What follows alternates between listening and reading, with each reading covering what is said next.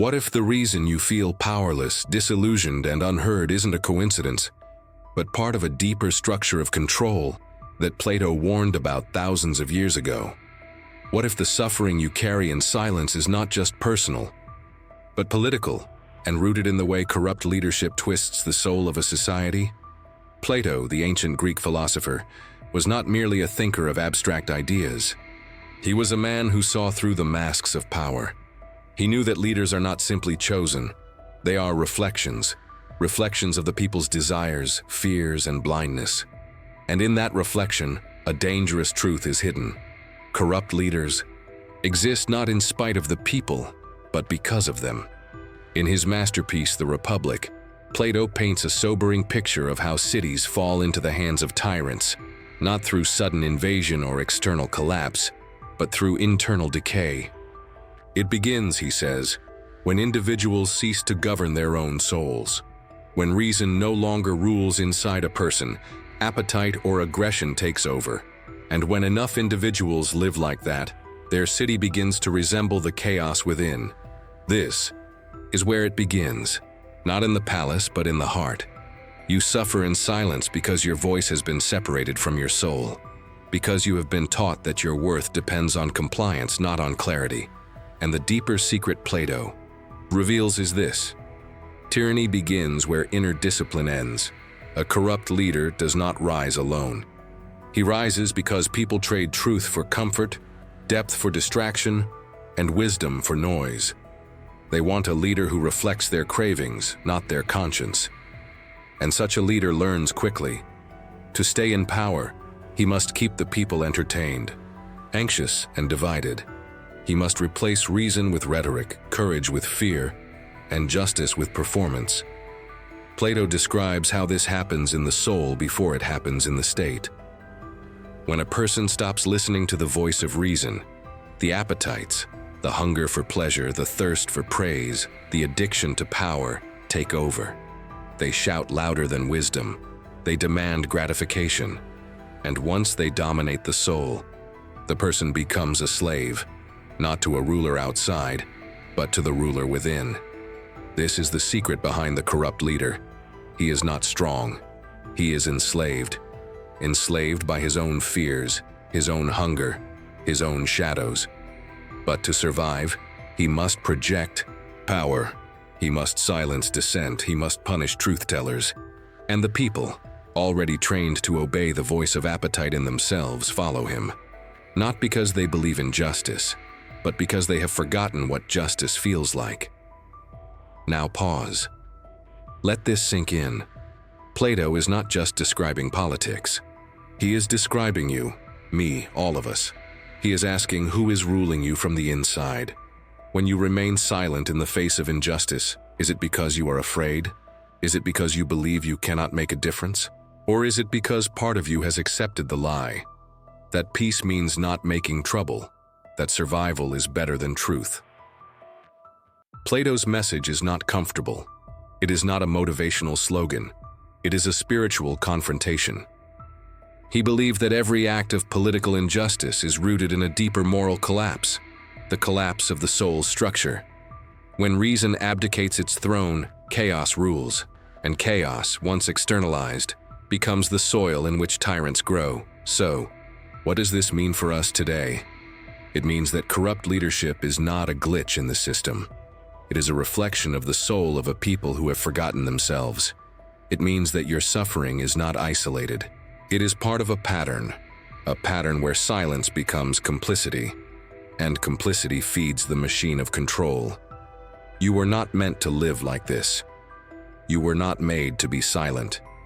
You were made, in Plato's view, to seek truth, to love wisdom, to order your soul according to what is eternal, not what is easy. And this is where the transformation begins, not in the halls of power, but in the quiet corners of the heart where truth still whispers. Plato believed in the tripartite soul: reason, spirit, and appetite. When reason rules, the soul is just. When spirit supports reason and appetite is disciplined, the person becomes whole. But invert that structure and everything collapses. Appetite becomes king. Spirit turns into rage or cowardice. Reason becomes a prisoner. And what follows is not freedom, but slavery. This is how tyrants are born. This is why they rise. And this is why you suffer in silence, not because you lack power, but because your inner order has been disrupted. You have been taught to distrust your reason, to obey your urges, to fear solitude. And in that state of inner confusion, corrupt leaders find their opportunity. They do not need to conquer you. They only need to convince you that your voice doesn't matter, that your suffering is normal, that injustice is the price of security. And once that belief takes hold, the chains no longer need to be visible. They are internal, and therefore harder to break. But Plato did not write only to diagnose this sickness. He wrote to show the cure. He believed that the soul can be restored, that order can return, that justice is not an abstract dream, but a lived reality, if we are willing to do the work. And the first step in that work is to awaken, to see that your suffering is not meaningless. It is a sign that something inside you knows the truth, that your silence is not weakness. It is the echo of a voice that wants to rise again. You do not have to remain in the cave. You do not have to applaud the shadows. You can turn around, you can remember what you are, a soul built for truth, a citizen of something greater than politics, a person capable of resisting corruption, not through anger but through clarity, not through violence but through wisdom. And here is the paradox Plato reveals. When enough individuals choose to govern their own souls, tyrants lose their power, because their power was never real. It was borrowed from the people's confusion. Take that confusion away and the illusion crumbles. You suffer in silence because you were not taught to see yourself as a philosopher. But that is what Plato calls you to become. Not in the academic sense, but in the deepest sense. A lover of wisdom, a seeker of truth, a person unwilling to be ruled by lies, no matter how comforting they sound. Plato's warning is clear. If you do not become the ruler of your soul, someone else will, and that someone will not love you. He will not free you, he will use you. And in that use, he will call your silence peace, your despair order, your fear loyalty. But inside you, reason still whispers, spirit still burns. And the appetite, though strong, is not your master. Not if you remember the structure you were born with. Not if you choose to rise. Plato's greatest insight was never merely about political theory. It was about the structure of the soul. In the Republic, he painted not only a vision of a just state, but a mirror held up to each of us, exposing how the chaos we see in governments and corrupt leadership is a projection of disorder that begins within. The tyrant in the palace is simply the final form of the tyrant within the citizen who has failed to master himself. And perhaps the most chilling truth Plato shares is this: we suffer in silence not because we are oppressed by others, but because we have surrendered ourselves long before the first law was passed. You cannot understand corrupt leaders unless you first understand the architecture of the soul. Plato believed the soul had three parts: the rationale, the spirited, and the appetitive. The rational seeks truth and wisdom, the spirited pursues honor and courage, and the appetitive craves pleasure and material satisfaction. When the rationale leads, the soul is in harmony. But when the appetites take control, they don't lead alone. They demand a protector. That protector becomes the internal tyrant. And this is how corruption is born, not by ideology or party or doctrine, but by a soul that no longer listens to reason. Corrupt leaders rise when societies abandon their own inner philosophers. Plato wrote that the worst form of injustice is pretending to be just while being unjust. This is the politician who speaks of virtue while pursuing only power. This is the citizen who praises liberty while privately avoiding responsibility. Plato would say that such a society is already enslaved. No chains are needed. The soul has bound itself. And when the soul is bound, it seeks a master. That master takes form in corrupt leadership. It is not coincidence that corrupt rulers thrive in times of comfort and decadence. When appetites are allowed to rule unchecked, when truth becomes uncomfortable, when the spirited part of the soul, courage, is silenced by convenience, then people long not for freedom, but for safety. This is when tyranny is welcomed, even voted for. Plato's warning was clear. When a society elevates pleasure above truth, it creates a vacuum that only power will fill. The ruler who rises is not a conqueror from the outside, but a reflection of what we've become on the inside. There is a moment in every soul's descent into tyranny when it chooses silence over truth. That moment may come disguised as politeness, as tolerance, or as fear. But Plato said that the price of silence is always paid in suffering. You suffer in silence not only because you are afraid to speak, but because you no longer trust that truth is worth the cost. This is how corruption survives. It doesn't need your loyalty. It only needs your silence. Plato tells us that the tyrant begins as the son of a democratic man. This man is raised in freedom, taught that every desire is equal, and that all opinions deserve respect. But in this environment, he begins to indulge every craving without judgment. Discipline fades. The spirited part of the soul grows weak. The rational part is dismissed as elitist or restrictive. And so, the appetites dominate. Eventually, the soul becomes fragmented, ruled by lust, greed, and fear. The young man becomes a tyrant, not because he was born evil, but because no one taught him to govern himself. When this corrupted soul rises to power, he does not build society, he devours it. Plato wrote that the tyrant surrounds himself with flatterers, isolates himself from truth-tellers, and begins to fear even his closest allies. He sees enemies everywhere because he knows his own soul is fractured. And in his paranoia, he imposes more control, more surveillance, more cruelty. But this is only a reflection of his inner condition. He is not at war with the people. He is at war with himself. And you, the citizen, suffer because you allowed such a man to mirror your own neglected soul. In a truly just society, leadership would be given to those who desire it the least. Plato insisted that the philosopher, one who seeks truth above all, should rule. But here's the paradox. Those most fit to rule are least interested in power, and those who crave power are least fit to wield it. So what happens? The crowd chooses leaders who resemble their desires, not their ideals. The man who flatters the appetites wins. The philosopher is ignored, or worse, mocked. Plato knew this well. His own teacher, Socrates, was sentenced to death for exposing uncomfortable truths. And Plato never forgot the lesson. Society will often crucify its saviors and crown its betrayers. You might wonder, what can be done? If corruption is rooted in the soul, how can we resist it? Plato's answer is both brutal and beautiful. You must wage war within yourself. You must train your soul as a city trains its army. You must make the rational part of yourself strong, enough to govern the appetites, and noble enough to inspire the spirited part. Only then can you recognize tyranny when it rises, not in the headlines but in your habits. You suffer in silence because you have forgotten how to speak with the voice of truth. You have allowed convenience to replace conviction. You have been taught to be polite when courage is required. But Plato says, if you cannot govern yourself, someone else will. And that someone may not have your best interests in mind. The tyrant rises not because he is strong, but because the people are weak. But weakness is not destiny. Plato believed in the soul's capacity for transformation. Just as a city can reform its laws, you can reform your inner structure. Begin by pursuing truth, even when it's painful.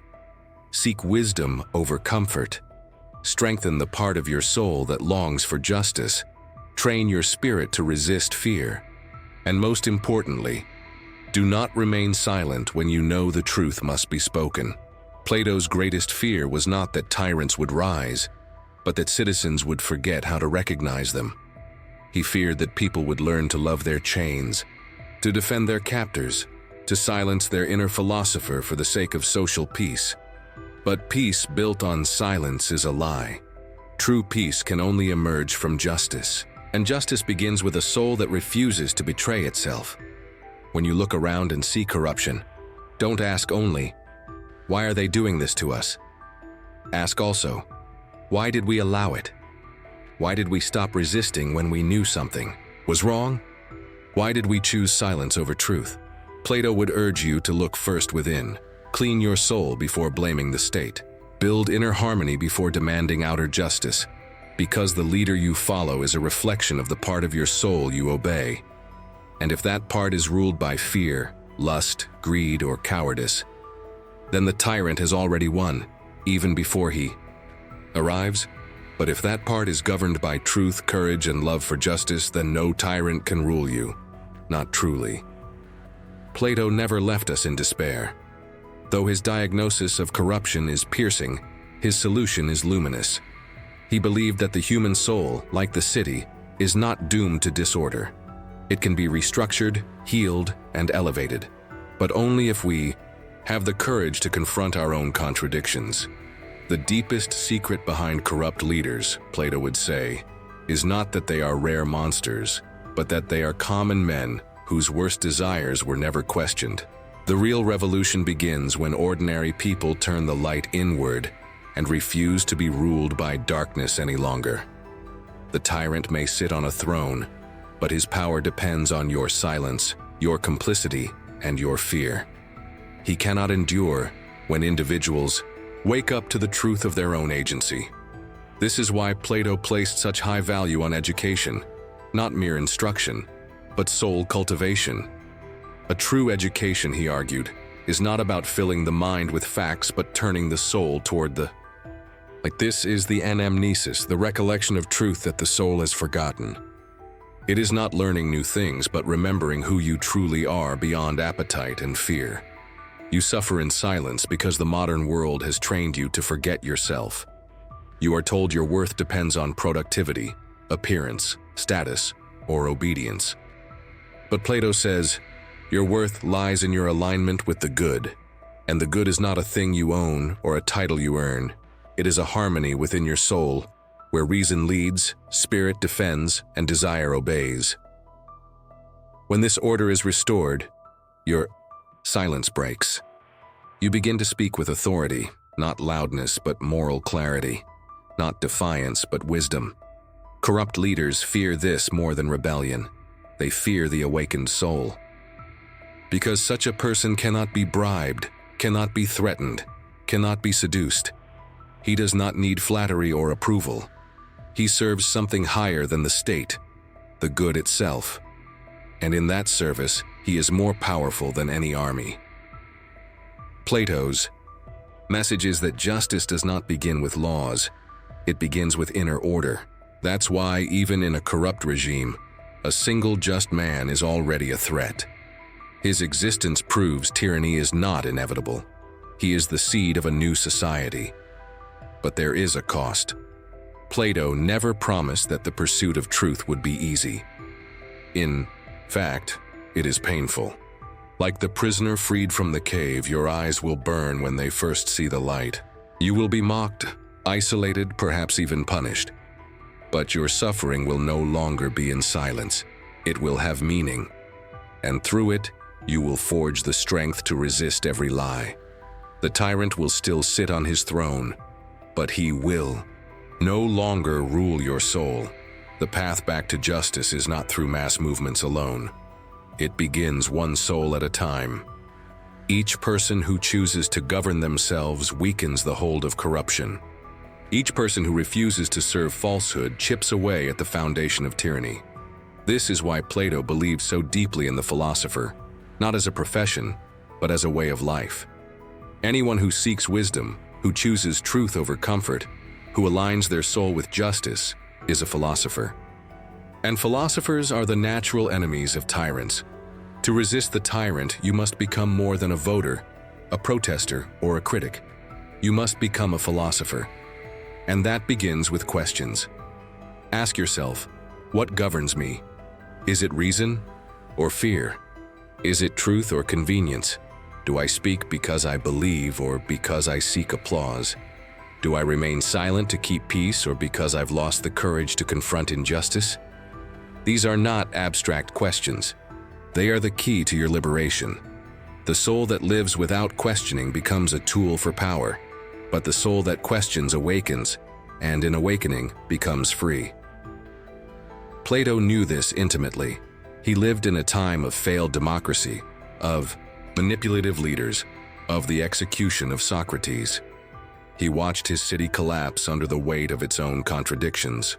But rather than surrender to cynicism, he built a vision of a higher order, a republic of the soul where justice was possible. He wrote not to flatter rulers, but to remind citizens of their sacred task, to build harmony within. Do not be deceived by the pageantry of corrupt power. The loudest voices often hide the weakest minds. The most extravagant displays of control often conceal the deepest insecurity. True strength is silent, stable, and wise. It does not seek domination. It seeks order. Plato's just man does not impose justice by force, he lives it. And in living it, he exposes the tyrant without raising a sword. You suffer in silence because you have been taught to fear your own voice. But Plato would tell you, your voice is not yours alone. It is the echo of the eternal Logos, the reason, that binds the cosmos. When you speak truthfully, you do not merely protest, you participate in the divine order. You realign yourself with reality, and in doing so, you make the tyrant tremble. Remember, the tyrant is not a god. He is a man ruled by passions, haunted by guilt and surrounded by illusions. He is a captive of his own appetites, more enslaved than those he rules. And you, when you master yourself, are freer than he will ever be. Plato's justice is not revenge, it is restoration. It is the return of things to their proper place. Reason above desire, courage above fear, truth above convenience. This is not just political, it is personal. In your home, in your habits, in your private thoughts. Tyranny either begins or ends. Do not wait for the world to change. Become the change that terrifies the corrupt. Govern yourself. Speak truth. Honor justice even when no one is watching. This is how empires fall, quietly, invisibly, when enough souls refuse to kneel. And when enough of us do this, something miraculous happens. The tyrant becomes irrelevant. His decrees are ignored. His threats lose power. His reign ends not in fire but in silence. The silence of the people who no longer believe his lies. The same silence that once empowered him now becomes his undoing. Plato saw the soul as a city, and the city as a soul. If the city is ruled by tyrants, perhaps it is because the soul has forgotten how to rule itself. But if the soul remembers, if it returns to the good, to truth, to inner harmony, then no tyrant can endure. The revolution has already begun. You no longer need permission to speak. You no longer need to suffer in silence. You know the truth, and that truth is stronger than any crown.